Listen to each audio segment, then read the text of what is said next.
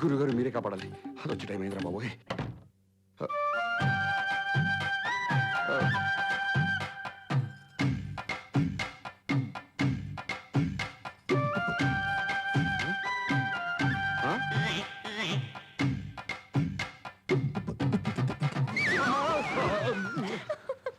గదిలోకి వచ్చేటప్పుడు తలుపు తట్టి రావాలని తెలీదా?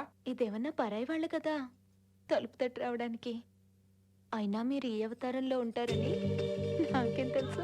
అవతారం కాదు, నా విశ్వరూపం చూపిస్తా. ఇవాళ మన శోభనం తెలుసా? అంటే ఏం చేస్తారండి?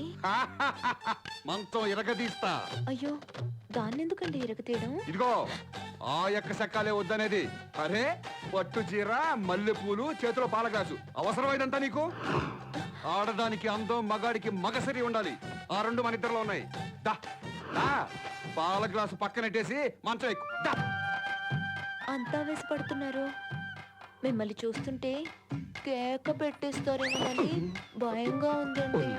మనం ఒక్కసారి కమిట్ అయ్యామనుకో కేకే. ఇదిగో ఈ డ్రామాలు, ఈ వెటకారాలే వద్దు. చెప్పు, నిజం చెప్పు. అందరి ముందు నన్ను భర్తగా ఎందుకు ఒప్పుకున్నావు? ఒప్పుకోవడం ఏంటండి? మీరేగా నా భర్త.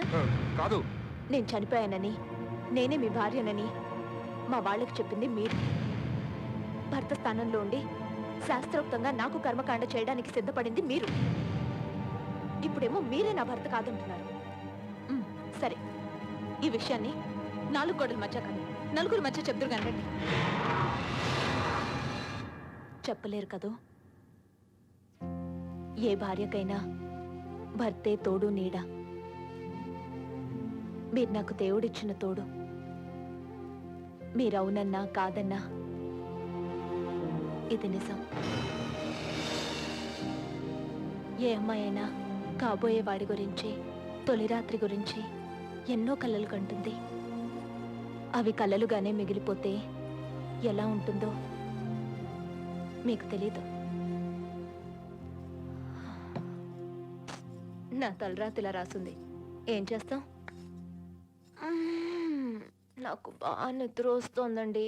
నేను పడుకుంటాను. Love symbol.